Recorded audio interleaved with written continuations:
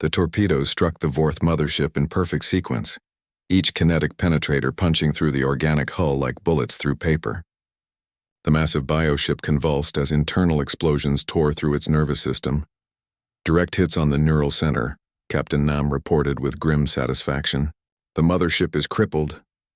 Tejo watched through the periscope as the huge vessel began to drift helplessly. Its bioluminescent patterns flickered and went dark. The tentacle weapons that had been firing at the station's defenders fell silent. Mothership is broadcasting distress signals, Minseo said, monitoring the communications. The other Vorth ships are trying to respond, but they still can't locate us. Throughout the enemy formation, confusion spread like wildfire. The Vorth had never faced an enemy they couldn't see or adapt to. Their bioships searched frantically for the invisible predator that was picking them off one by one. Enemy fleet is breaking formation, Captain Nam observed. They're trying to retreat to a safer distance. But retreat wouldn't save them from a submarine built for hunting. Follow them, Tejo ordered. Don't let them regroup. The hammerhead moved silently through the battlefield, its stealth systems hiding it from every sensor the Vorth possessed. The alien defenders on Kepler Station watched in amazement as enemy bioships continued to explode throughout the retreating fleet. It's like watching a shark attack, Dr. Yoon Hee-jin said quietly. The Vorth know something is hunting them, but they can't see what it is. Admiral Cho Jae-sung arrived with Earth's relief fleet, just as the hammerhead was finishing off the last of the Vorth escort ships. His cruiser, the Seoul, took position near Kepler Station as smaller human vessels spread out to support the alien defenders. This is Admiral Cho to all vessels. His voice came over the radio. What's the situation? The Vorth fleet is in full retreat, Captain Byung-ho reported. A single submarine has been picking them off for the past hour. A submarine? Admiral Cho sounded confused. In space? The UES Hammerhead, Byung-ho explained. The humans brought an old war submarine back to life. It's been invisible to all sensors and completely unstoppable. Admiral Cho was quiet for a moment. Then his voice came back, filled with understanding. Silent service. I should have known. Inside the Hammerhead, Captain Nam was coordinating with the Earth Fleet's tactical systems. Her ancient AI interfaced perfectly with the modern human ships, sharing targeting data and strategic analysis. Admiral Cho, this is Captain Nam Soo-jin of the Hammerhead, she said over the radio. I'm transmitting tactical data on the remaining Vorth vessels. Captain Nam, Admiral Cho's voice was filled with surprise. I thought you were killed at the Battle of Jeju Island. I was uploaded to this ship's systems before the battle, Captain Nam replied. I've been waiting in stasis for 70 years for another chance to hunt. Then let's finish what we started, Admiral Cho said. All ships follow the Hammerhead's lead. Let's show these bioships how humans fight. The final phase of the battle was swift and brutal. While the human fleet provided distraction and long-range fire support, the Hammerhead continued its invisible hunt. The Vorth bioships, already confused and leaderless, couldn't adapt to tactics they couldn't understand. Enemy command ship attempting to escape, Captain Nam reported as she tracked a large Vorth vessel trying to reach the edge of the system. Intercept course laid in. Take us after them, Tejo said. The submarine raced through space, its chemical rockets pushing it faster than any Vorth ship could manage. The enemy vessel was larger and more heavily armed, but it might as well have been blind. Target acquired, Dong-wook announced. Loading final torpedo. This one's for all the ships you destroyed, Captain Nam said quietly. Fire. The last torpedo struck the Vorth command ship amidships, breaking its spine. The bioship went dark and began tumbling through space, its crew dead or dying. All enemy vessels destroyed or neutralized, Captain Nam reported. The hunt is complete. On Kepler Station, the alien defenders could hardly believe what they had witnessed. A single human submarine had destroyed an entire invasion fleet using nothing but stealth and simple kinetic weapons. Commander, Beltar approached Dr. Yoon Hee-jin with something like awe in his crystalline features. How did you know that ancient vessel could succeed where our advanced ships failed? Because we understand something you forgot, Hee-jin replied. Sometimes the old ways are the best ways. The Hammerhead wasn't built to fight fair. It was built to win. The submarine became visible again as Captain Nam shut down the stealth systems. It hung in space among the wreckage of the Vorth fleet, dark and silent like the ocean predator it had always been. This is Admiral Cho to the Hammerhead, came the radio call. Outstanding work, Captain. Please dock with the Sol for debriefing. Negative, Admiral, Captain Nam replied. We're returning to Kepler Station. Our engineer has some explaining to do to his supervisors. The hammerhead flew back to the station in full view of everyone. The aliens who had laughed at the human mechanic and his rust bucket now watched with newfound respect as the submarine docked in the main bay. Taeho, Minseo, and Dongwook climbed out of the submarine to find hundreds of alien engineers waiting for them. The scrapyard was full of beings from dozens of species, all wanting to understand how 3 humans in an ancient ship had accomplished the impossible. Taeho, Commander Veltar said, approaching with his head bowed in the alien equivalent of respect. I owe you an apology. We underestimated both you and your ship. You underestimated human engineering, Taeho replied. We don't build ships to fight in space. We build them to hunt in the dark. Chief Engineer Mordak rolled forward on his treads, his rocky features showing confusion. But how? Your technology is so primitive compared to ours. That's exactly why it worked, Dr. Yoon Hee-jin explained. The Vorth were designed to counter advanced alien technology. Energy weapons, quantum shields, gravity drives, but they had no defense against simple kinetic weapons fired from an invisible ship. Senior Technician Bixoth clicked his mandibles thoughtfully.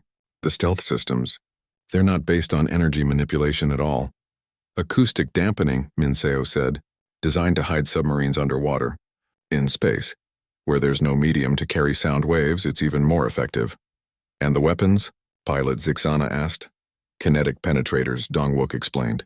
Dense metal rods fired at high velocity. No energy signature, no heat trail. Just physics. Admiral Cho arrived with a formal delegation from Earth Fleet Command. He shook hands with Taeho and his crew, then turned to address the assembled aliens. The Hammerhead will be joining our defense fleet as the flagship of a new unconventional warfare division, he announced. We're pulling other human antiques out of museums and scrapyards. Destroyers, cruisers, even some old aircraft carriers. Aircraft carriers? Commander Veltar asked. What use are atmospheric fighters in space? Admiral Cho smiled. You'd be surprised what human ingenuity can accomplish with the right motivation. As the crowd dispersed, Taeho found himself alone with the submarine. He put his hand on the hull, feeling the warmth from the reactor inside. Thank you, he said quietly. No, Captain Nam's voice came from the speakers. Thank you. You gave me a chance to hunt again. That's all any submarine captain can ask for. The Hammerhead had its place of honor now, docked in the main bay where everyone could see it. Other human ships were already being brought up from storage, their crews eager to prove that old didn't mean obsolete. The aliens had learned an important lesson about humanity. They built their ships for perfection, but humans built theirs for war. And sometimes when the galaxy needed protection, it was better to have a hunter than an athlete. In the depths of space, other Vorth fleets received the news of their defeat. They had lost an entire invasion force to ships they couldn't see using weapons they couldn't adapt to. For the first time in their conquering history, the Vorth Collective began to fear. Humanity had entered the galactic stage not with the most advanced technology, but with the most dangerous mindset, the willingness to fight dirty and win at any cost. The laughing had stopped. Now it was time for the galaxy's enemies to be afraid. The alarm started screaming at dawn on the 7th day. Taeho was inside the Hammerhead, making final adjustments to the torpedo loading system, when the station's emergency broadcasts began. Red lights flashed throughout the scrapyard as Commander Veltar's voice echoed from every speaker. All personnel to battle stations. The Vorth Collective has arrived. I repeat, the Vorth are here. Through the submarine's periscope, Taeho could see the alien fleet launching from Kepler Station. Dozens of ships rose from the docking bays, sleek energy-based vessels that gleamed like silver arrows.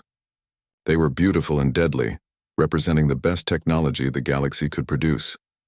Enemy fleet detected, Captain Nam announced from the ship's speakers. Analyzing tactical data. The main screen lit up with sensor readings. The Vorth ships were massive, organic-looking things that pulsed with their own light. They looked more like sea creatures than spacecraft, with flowing tentacles and armor that seemed to breathe. 68 Vorth vessels, Captain Nam reported. Classification: bioships with adaptive technology. They're already beginning to change in response to the station's defense systems. Change how? Minseo asked as she climbed down into the command center. Watch, Captain Nam said. highlighting one of the enemy ships on screen. A station defense platform fired its main plasma cannon at the Vorth ship. The energy beam struck the organic hull and seemed to be absorbed. The ship's surface rippled, then grew thicker and more reflective. Adaptation complete, Captain Nam observed. That ship is now immune to plasma weapons. All of them? Dongwook asked, joining them in the cramped control room. No, just that one. But they share information. Give them time, and the entire fleet will develop immunity to every weapon the station uses. The battle was already turning bad for the defenders. The alien ships were fast and well armed, but their energy weapons were useless against enemies that could adapt to them in real time. Every successful hit made the Vorth stronger. Commander Veltar's voice came over the radio, tight with desperation. All reserve ships launch immediately. We need everything that can fly. That includes us, Taeho said, looking around at his small crew. Besides himself, Minseo, and Dongwook, they had no one else. 3 humans against an alien invasion fleet. Request permission to launch, he said into his radio. There was a long pause before Veltar responded. Negative, human. That antique will be destroyed in seconds. Stay in the scrapyard where it's safe. But Captain Oh Byung-ho, commander of the station's defense force, overrode the order. His voice was calm despite the chaos around him. Permission granted, Hammerhead. Launch when ready. Byung-ho, what are you doing? Veltar protested. That submarine is useless in a space battle. We're out of options, Byung-ho replied. Let the humans try. They might surprise us. Taeho took his position at the engineering console while Dongwook manned the weapons station. Minseo sat at navigation, her hands shaking slightly as she prepared to guide them into battle. All stations report ready, Captain Nam announced. Launching in 3, 2, 1. The Hammerhead shot out of the scrapyard like a bullet from a gun. The moment they cleared the station, Captain Nam engaged the stealth systems. The submarine vanished from all sensors, becoming invisible to both the alien defenders and the Vorth attackers.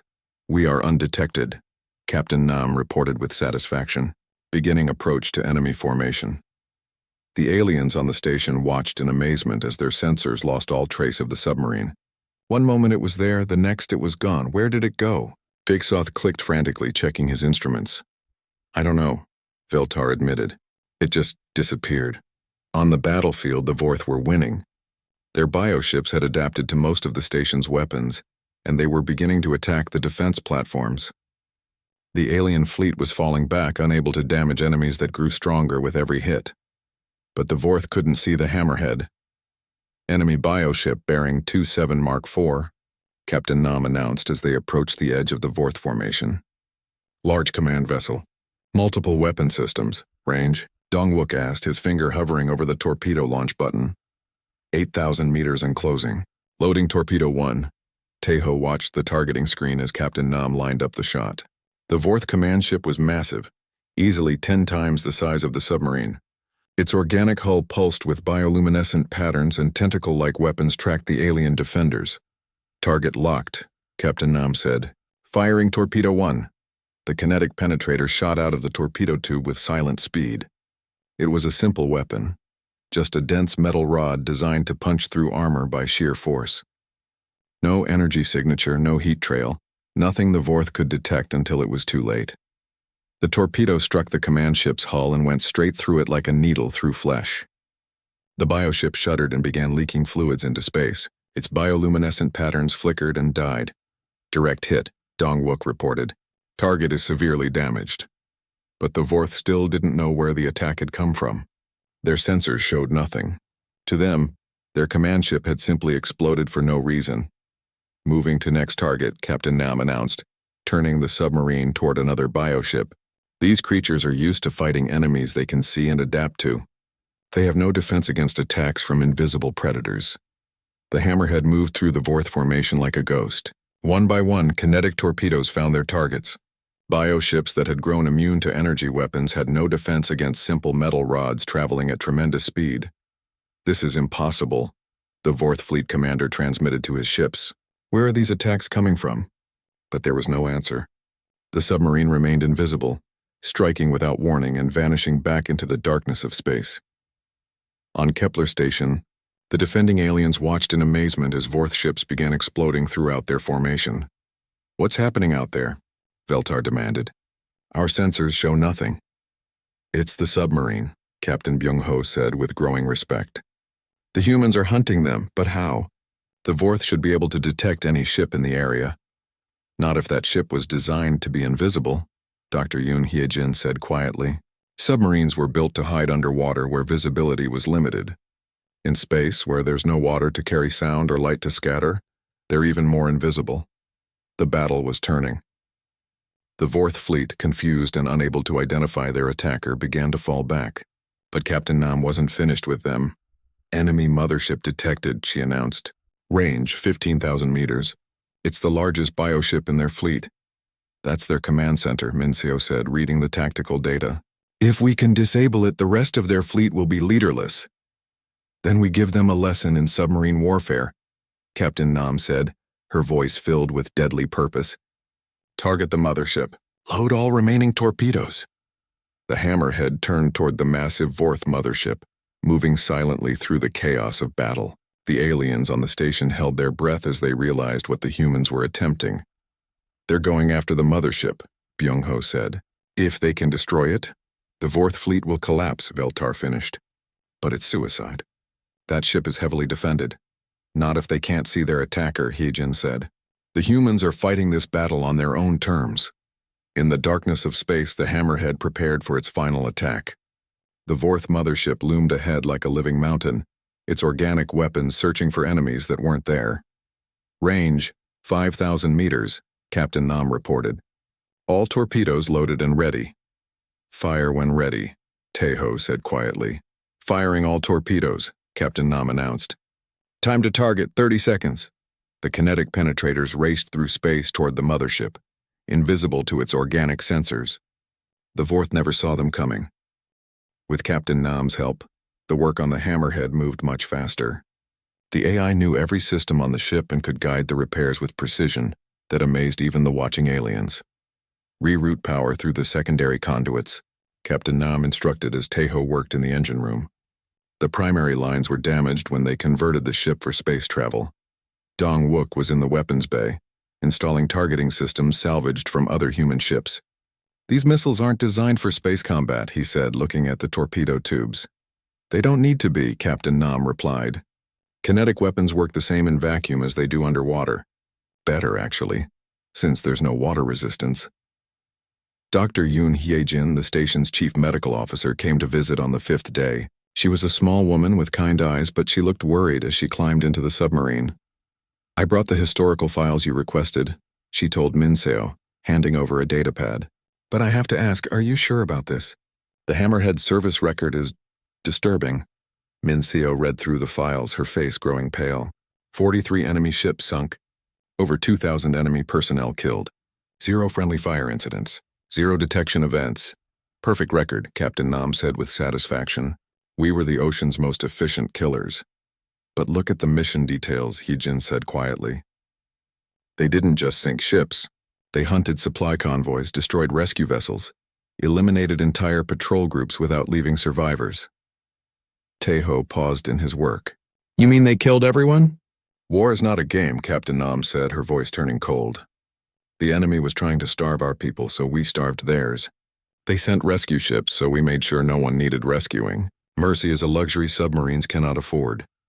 Outside the submarine, more aliens had gathered to watch the repairs. They were no longer laughing. The ship's power signature was growing stronger every day, and their sensors were detecting systems they didn't understand.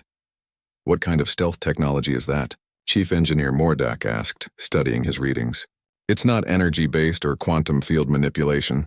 It appears to be acoustic dampening, Bixoth replied, confused. But that makes no sense in vacuum. Unless, Pilot Zixana said slowly, they designed it to hide from organic sensors as well as mechanical ones. Commander Veltar was getting worried. He had expected the human to fail within days.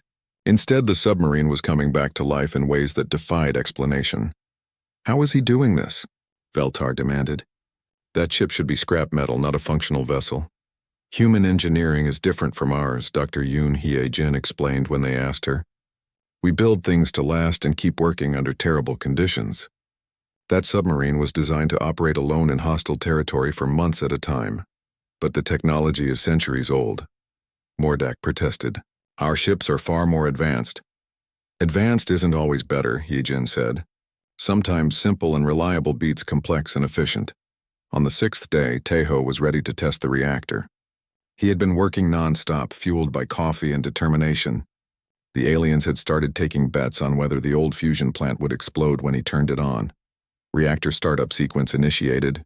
Captain Nam announced as Tejo began the power-up procedure. The submarine's hull began to vibrate as the fusion reaction started.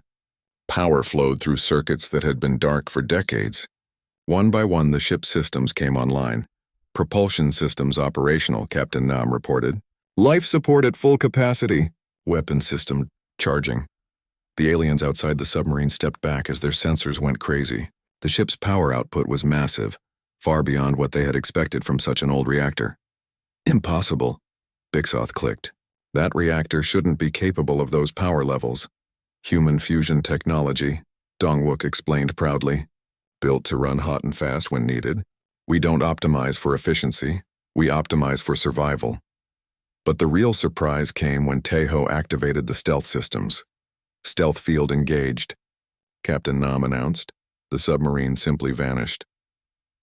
The aliens stared at empty space where the ship had been moments before. Their sensors showed nothing. No energy signature, no heat bloom, no gravitational distortion. The hammerhead had become invisible to every detection method they knew. Where did it go? Feltar demanded, his crystal body flashing with alarm. It's still there, Hyejin said, checking her medical scanner. I can detect the crew's life signs. But the ship itself, it's like it doesn't exist. Inside the submarine, Tejo was grinning. The stealth systems were working perfectly. Designed to hide from sonar in Earth's oceans, they were even more effective in space where there was no medium to carry sound waves. Stealth field at maximum efficiency, Captain Nam reported. We are undetectable to all passive and active sensors. How? Minesio asked in wonder. Acoustic dampening field combined with thermal suppression and electromagnetic shielding. Captain Nam explained. The ship absorbs all incoming energy and radiates nothing outward. To enemy sensors, we are a hole in space. Commander Veltar was panicking now. He contacted the Defense Force to report what was happening. Sir, the human has actually made that old submarine functional, he said, and it has stealth capabilities we've never seen before. Stealth capabilities? Came the reply. Impossible. Our sensors can detect anything. Not this ship, sir. It's completely invisible. We have no idea how they're doing it. The response was immediate. Bring that submarine to full combat readiness immediately. If the humans have developed new stealth technology, we need it operational before the Vorth arrive. When Veltar told Tejo about the new orders, the human just smiled. The ship is ready, he said. Captain Nam has been running diagnostics all day. Everything checks out. What about weapons? Veltar asked. Torpedo tubes loaded with kinetic penetrators, Dongwook reported. Not as fancy as your energy weapons, but they'll punch through anything that doesn't see them coming. And they won't see us coming, Captain Nam added with dark satisfaction. That's what we do best. The aliens were no longer laughing at the human mechanic and his old submarine. They were starting to realize that they might have underestimated both the ship and its crew.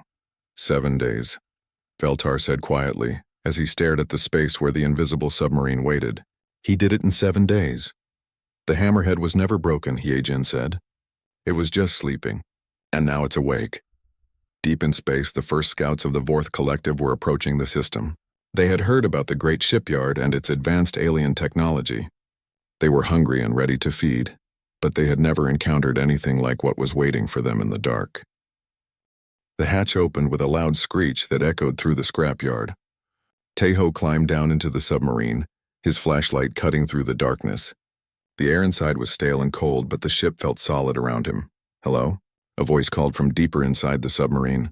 Tejo jumped and nearly dropped his flashlight. Who's there? A woman stepped into the light. She was Korean like him, with short black hair and intelligent eyes behind thick glasses. She wore a scholar's robes marked with alien symbols. Dr. Park Minseo, she said, extending her hand. Xenoarchaeologist. I've been studying this ship for the past month. Studying it? Tejo shook her hand. Why?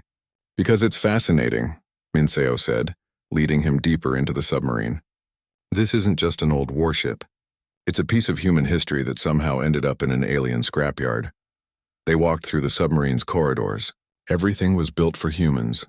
The doorways were the right height. The controls were designed for human hands, and the gravity felt normal. After years of working in alien spaces that never quite fit, being inside a human ship felt like coming home. The Hammerhead was one of Earth's most successful attack submarines, Minseo explained as they walked. During the Pacific Wars, it sank over 40 enemy ships without ever being detected.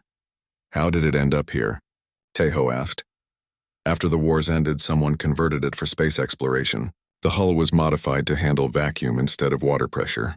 The engines were changed from diesel to chemical rockets. But all the stealth systems and weapons were left intact. They reached the engine room. Tejo whistled low as he saw the reactor. It was a fusion plant, but not like the fancy antimatter systems the aliens used. This was older, simpler, and much more robust. The aliens think human technology is primitive, Minseo said, but they don't understand our design philosophy.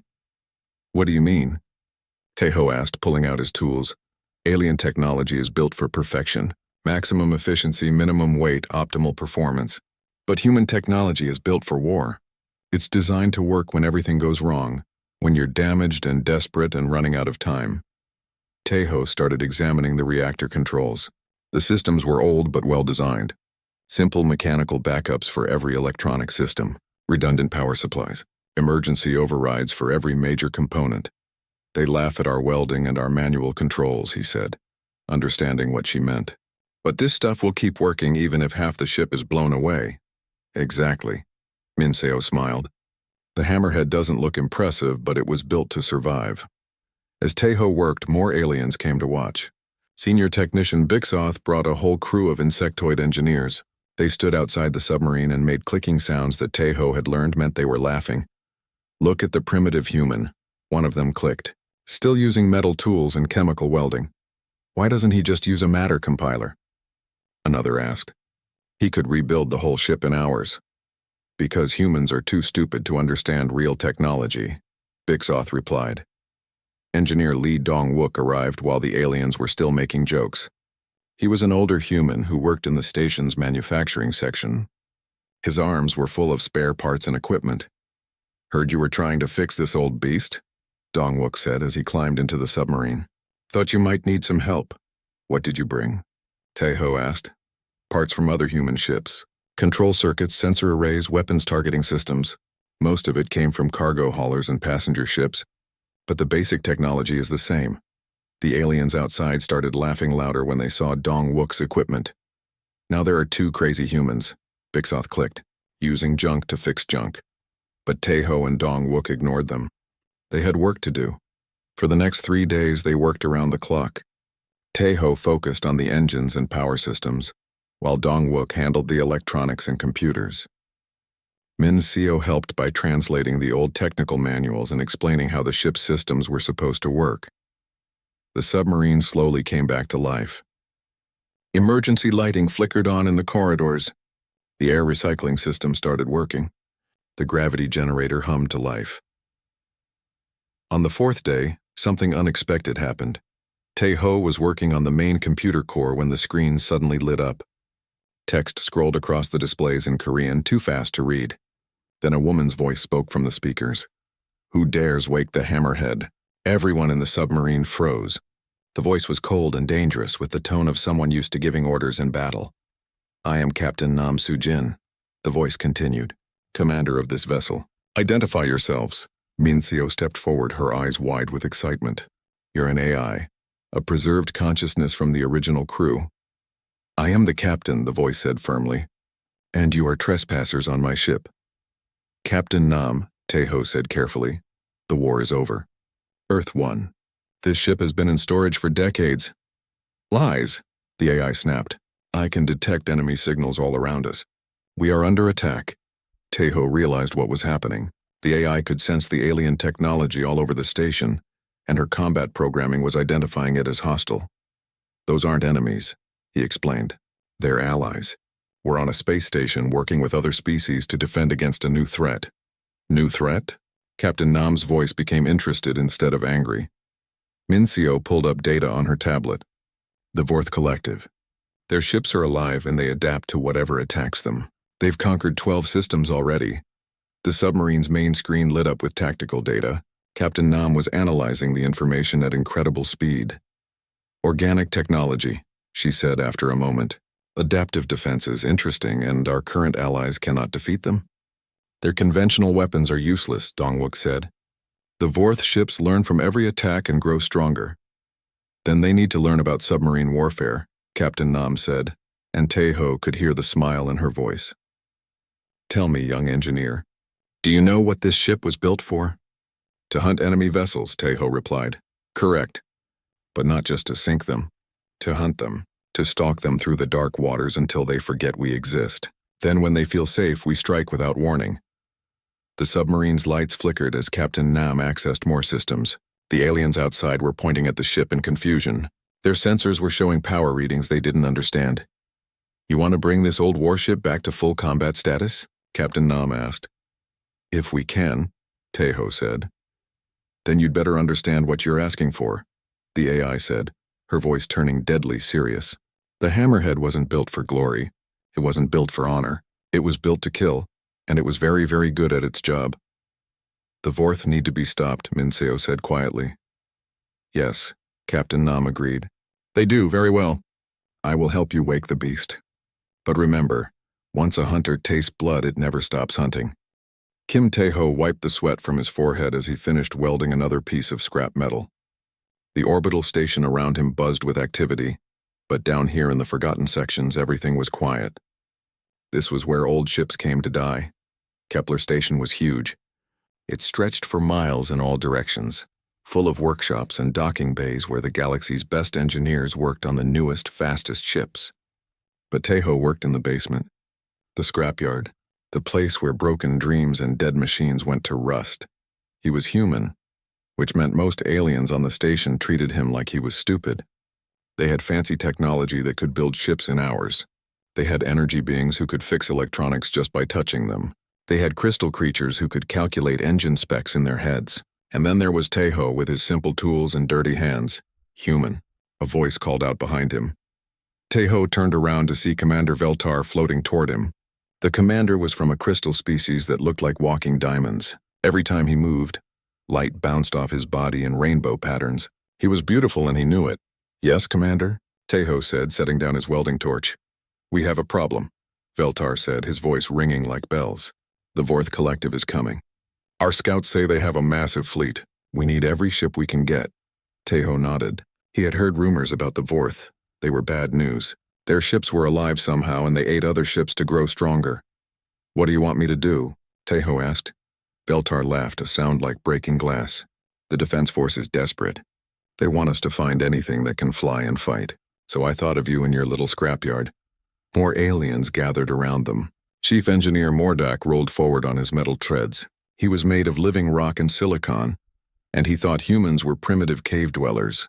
Behind him came Pilot Zixana, who was just a glowing ball of energy inside a metal suit. Look at this mess, Mordak said, his voice grinding like stones. Broken ships everywhere. Old technology. Useless junk. Exactly, Veltar said, which is why I'm giving the human a special job. Taeho, I want you to make something useful from all this trash. You have 1 week. The aliens all started laughing. It sounded like a factory full of broken machines. 1 week.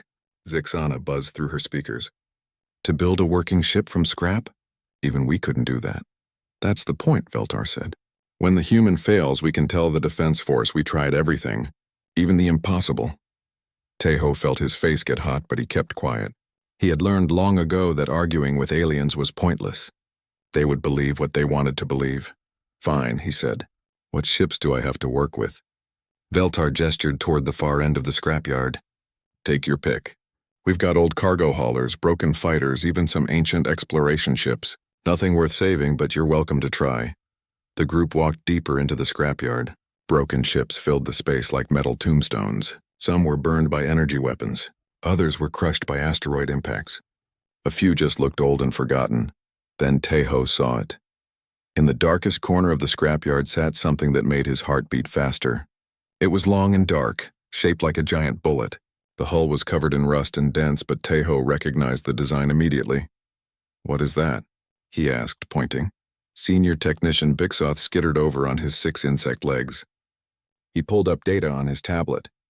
U.S. Hammerhead, human submarine from your planet's ocean wars. Someone converted it for space travel decades ago. Been sitting here ever since. The aliens all stared at the old submarine. To them, it looked like a piece of junk. The hull was dark metal instead of shiny energy shields. The engines were chemical rockets instead of gravity drives. Everything about it screamed primitive technology. A submarine? Mordak laughed. In space? Humans really are as stupid as I thought. It probably doesn't even have proper life support, Zixana added. How did your species ever get off their planet? But Tejo wasn't listening to their jokes. He was staring at the submarine with growing excitement. He knew this class of ship. His grandfather had served on one during Earth's last ocean war. They were hunters, silent killers that could hide underwater for months and strike without warning. This one, Tejo said quietly. What? Feltar asked. This is the ship I want to fix, Tejo said louder. The aliens looked at each other and started laughing again. The submarine. Bixoth clicked his mandibles in amusement. That thing is over 200 years old. The technology is ancient. The hull is barely holding together, Mordak added. The reactor probably doesn't even work. Perfect choice for a primitive human, Zixana buzzed. You can pretend to fix it, and when it falls apart, no one will be surprised. Beltar waved his crystal hand dismissively. Fine, waste your time on that rust bucket. You have 7 days. When you fail, don't come crying to us. The aliens walked away, still laughing and making jokes. Tejo could hear them talking about how stupid humans were, and how this would be entertaining to watch. When they were gone, Tejo walked up to the submarine and put his hand on the hull. The metal was cold but solid. Under all that rust and dirt, the ship was still strong. He could feel it. They think you're junk, he whispered to the submarine. They think we're both junk. But I know better. He pulled out his tools and started looking for a way inside. This wasn't just about proving the aliens wrong anymore. This was about bringing something back to life. Something that had been built to hunt and kill in the dark depths of Earth's oceans.